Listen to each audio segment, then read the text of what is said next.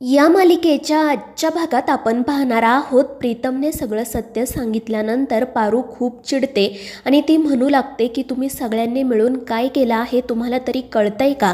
जेव्हा देवी आईंना सत्य कळेल तेव्हा त्यांच्या रागाला आपण कसे सामोरे जाणार आहोत?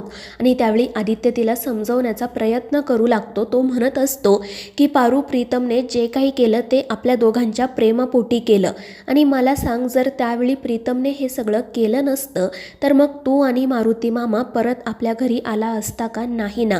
त्यामुळे तू टेन्शन घेऊ नको. मी लवकरात लवकर आईला आपल्या नात्याबद्दल सांगण्याचा प्रयत्न करेल. पण पारू म्हणत असते की आदित्य सर, तुम्ही सगळेजण मिळून देवी आईंसोबत खोटं बोलला आहात आणि जेव्हा देवी आईंना सत्य समजेल ना तेव्हा खरंच त्यांना मोठा धक्का बसेल. आणि आता मला काळजी ना माझ्या बाची वाटते, कारण त्याला असं वाटते की देवी आईंनी आपल्या लग्नासाठी परवानगी दिली आहे. पण जेव्हा त्याच्यासमोर सत्य येईल तेव्हा काय होईल काय माहिती. पण मग त्यावेळी प्रिया म्हणते की पारू, तू काही काळजी करू नको. आपण सगळेजण मिळून यातून काहीतरी मार्ग शोधून काढूयात. हे बघ, आम्हाला तू इथे हवी होतीस आणि म्हणून आम्ही आईंसोबत खोटं बोललो. पण आता तू इथे आली आहेस ना, तर मग नक्कीच काहीतरी मार्ग निघेल. तू नको काळजी करू. तर दुसरीकडे मारुतीला सतत आत्तापर्यंत जे काही घडलेलं असतं तेच आठवत असतं आणि मग तो म्हणू लागतो की आता लग्नाच्या तयारीला सुरुवात करायला हवी. लग्न तर काय एकदाच होतं, मला ते अगदी धूमधडाक्यात करायचं आहे. आणि त्याचवेळी सावित्री देखील त्या ठिकाणी येते. तर मारुती आनंदाने तिला म्हणू लागतो, सावित्रीताई, आता मला तुमच्या मदतीची गरज आहे, कारण आता लवकरच लग्नाच्या विधींना सुरुवात होईल. आणि हे ऐकून सावित्री आश्चर्याने विचारते की कोणाच्या लग्नाबद्दल बोलताय तुम्ही? आणि त्यावेळी मारुती म्हणतो की असं काय करताय, मी पारूच्या आणि आदित्य बाबांच्या लग्नाविषयी बोलतोय.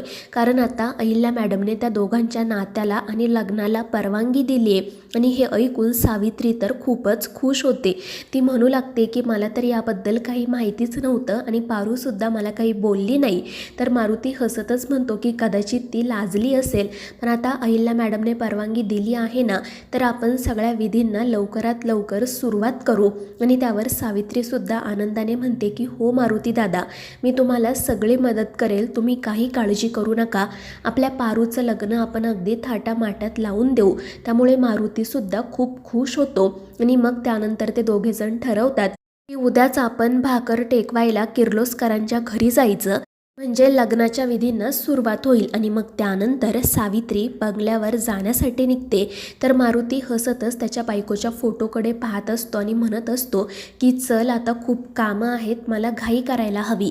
तर दुसरीकडे त्या शाळेच्या प्रोजेक्ट संदर्भात एक मीटिंग सुरू असते. प्रिया त्या सगळ्या प्रोजेक्टबद्दल अहिल्याला माहिती सांगत असते आणि म्हणत असते की आता बरीचशी कामं पूर्ण झालेली आहेत, आपल्याला लवकरात लवकर उद्घाटन करायला हवं, म्हणजे मग शाळेला सुरुवात होईल आणि मग त्यानंतरची कामंसुद्धा आपल्याला करता येतील.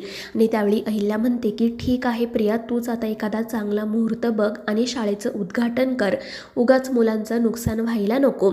आणि मुलांना जे काही साहित्य लागत आहे ते आदित्य आणि पारू जाऊन आणतील. त्यामुळे प्रिया खुश होत हो म्हणते.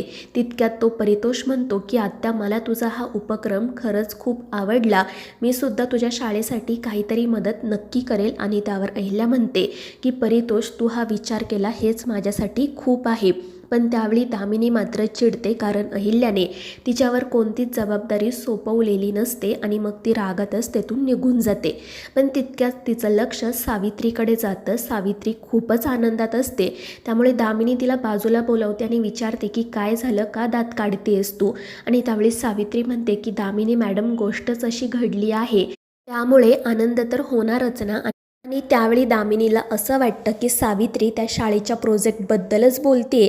त्यामुळे ती म्हणू लागते की आता वहिनींनी ठरवलं आहे म्हटल्यावर सगळं तर होणारच ना. आणि त्यावेळी सावित्रीचा असा गैरसमज होतो की दामिनीसुद्धा आदित्य आणि पारूच्या लग्नाबद्दलच बोलते. त्यामुळे ती दामिनीला विचारू लागते की दामिनी मॅडम, तुम्ही तर खुश आहात ना?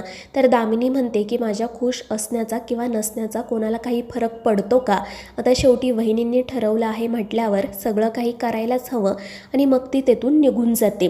तर सावित्री मनाशी विचार करत म्हणत असते की आता जर पारूची आई असती तर तिने अहिल्या मॅडमचे आभार मानले असते, मलासुद्धा जाऊन त्यांचे आभार मानायला हवे. आणि मग ती अहिल्याकडे जाते.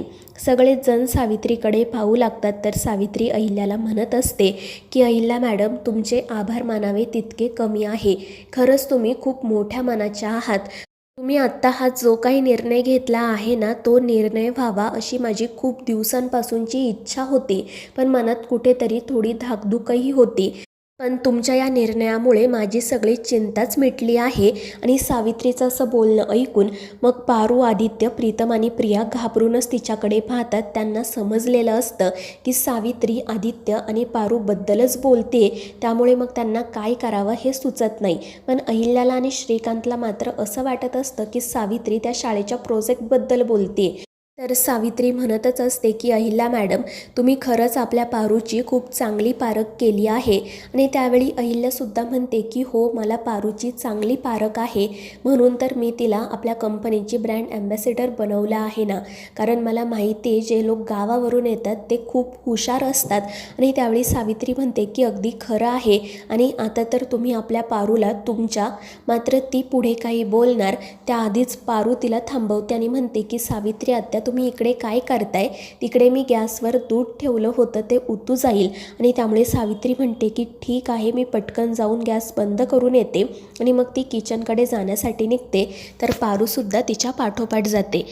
पण जेव्हा ती सावित्री किचनमध्ये येते तेव्हा तिला समजतं की गॅसवर तर दूध नाहीच आहे. त्यामुळे तिला प्रश्न पडतो की पारू खोटं का बोलली. पण तितक्यात पारू त्या ठिकाणी येते आणि तिला म्हणू लागते की सावित्री आत्या, हे काय करत होता तुम्ही? आज तुमच्यामुळे किती मोठा गोंधळ झाला असता माहिती आहे का तुम्हाला? तर सावित्री म्हणते की काय झालं पारू? आणि त्यावेळी पारू म्हणते की देवी आईंना माझ्या आणि आदित्य सरांच्या नात्याबद्दल माहितीच नाही आहे. आणि हे ऐकून सावित्रीला तर धक्काच बसतो. आणि तितक्यात आदित्यसुद्धा त्या ठिकाणी येतो आणि तो जे काही सत्य असतं ते सावित्रीला सांगतो. त्यामुळे सावित्री घाबरून म्हणते की बरं झालं पारू, तू मला वेळेत थांबवलं, नाहीतर मी अहिल्या मॅडम समोर काहीतरी बोलून गेले असते आणि मग त्यानंतर खूप मोठा गोंधळ झाला असता. आणि त्यावेळी आदित्य म्हणतो की सावित्री आत्या, तू नको काळजी करू, मी आता लवकरात लवकर आईला आमच्या नात्याबद्दल सांगणार आहे, म्हणजे जास्त दिवस आपल्याला हे नाटक करावं लागणार नाही. आणि त्यावेळी सावित्री म्हणते की तुम्हाला जे काही करायचं आहे ना ते तुम्ही लवकरात लवकर करा, कारण उद्या मारुती दादा इथे भाकरी टेकवायला येणार आहेत. आणि हे ऐकून पारू खूप घाबरते. ती आदित्यला सांगते की हा लग्नापूर्वीचा विधी असतो आणि हा विधी केल्यानंतर लग्नाच्या तयारींना सुरुवात होते. आणि हे ऐकून मग आदित्यही घाबरतो. पण तितक्यात दामिनी त्या ठिकाणी येते आणि ती रागातच आदित्यला विचारते की तू इथे काय करतोय? तुला वहिनींनी काम सांगितलं आहे माहिती आहे ना? आणि त्यावेळी आदित्य म्हणतो की हो काकू, तू नको काळजी करू, मी सगळी कामं करेल. त्यामुळे मग दामिनी तेथून निघून जाते. आणि मग अहिल्याने सांगितलेलं काम करण्यासाठी आदित्य आणि पारू घरातून बाहेर पडतात. पण त्यावेळी पारू सतत पुढे काय घडेल याच गोष्टीचा विचार करत असते. तर आदित्य तिच्याशी बोलण्याचा प्रयत्न करत असतो, पण तिचं त्याच्या बोलण्याकडेही लक्ष नसतं.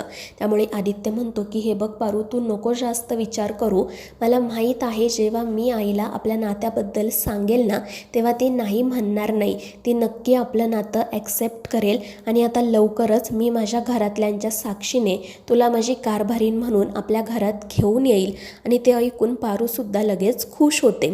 तर मित्रांनो, या मालिकेच्या पुढील भागांच्या अपडेट्ससाठी आपल्या चॅनेलला सबस्क्राईब करा.